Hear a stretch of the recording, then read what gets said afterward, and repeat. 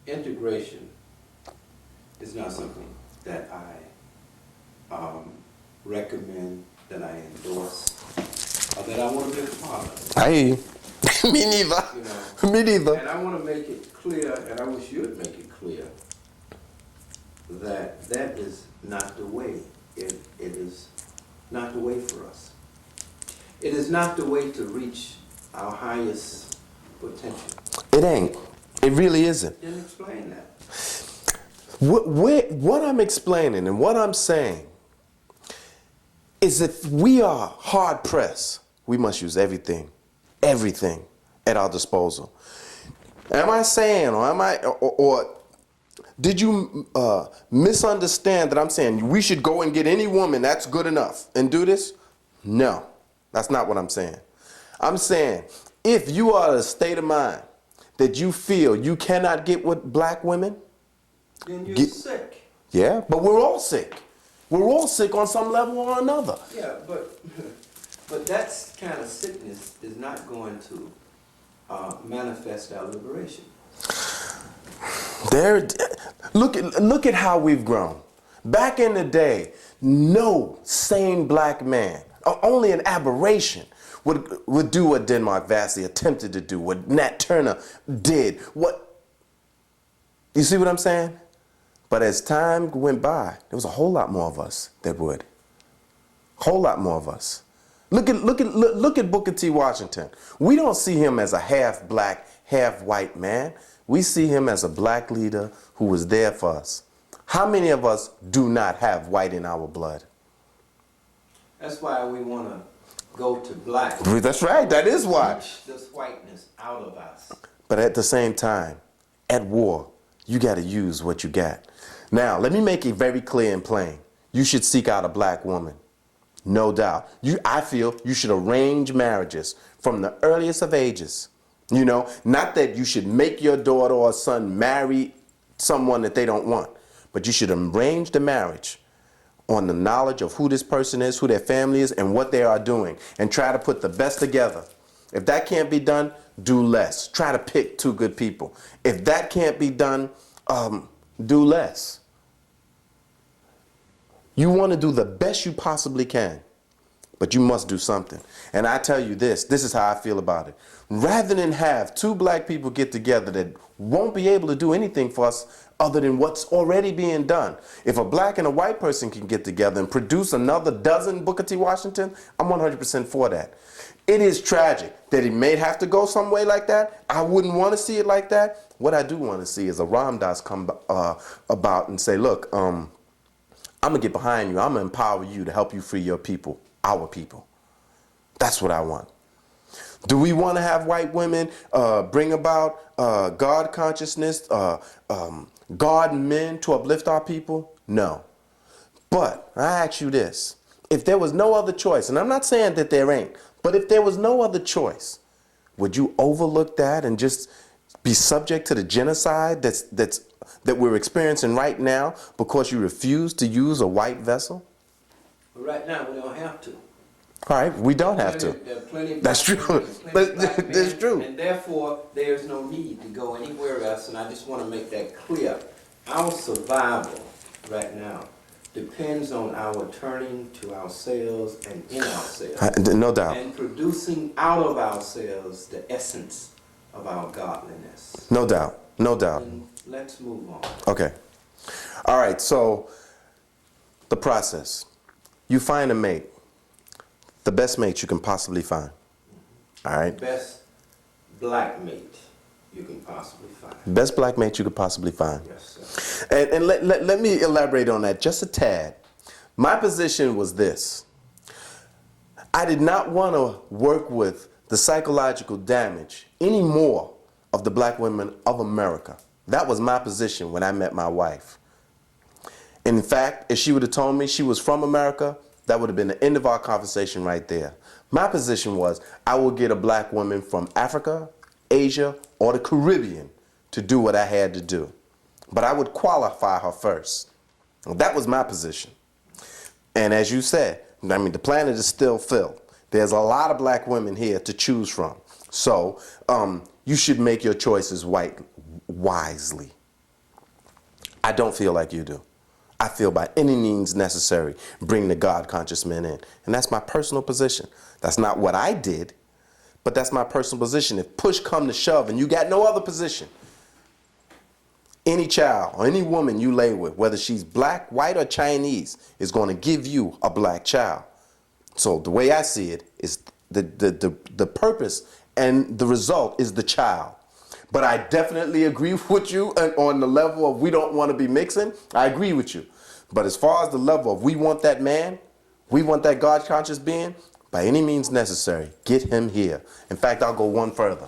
If you get two white people that are willing to have a white child and groom him to be a God-conscious man, if it is at all possible, if you could get the 15% that is amongst them that have an active pineal gland, if it's at all possible to get them together and conceive a God-conscious child that will empower the black man, then more power to him.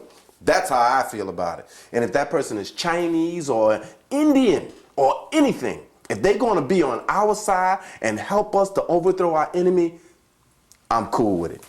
I'd rather it be us that do the work for ourselves. But at this point, on the battle, on behind these, where I'm shooting at, Okay.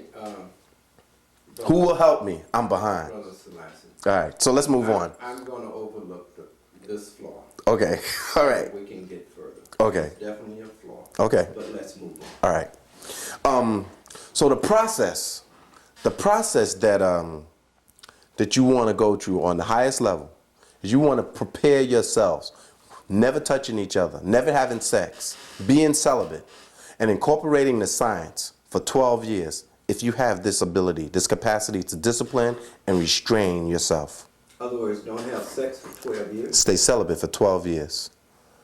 Don't eat any dead animals or drink their blood for 12 years. Of course, the chemicals inside those dead carcasses have a great effect on your system, on your physical system.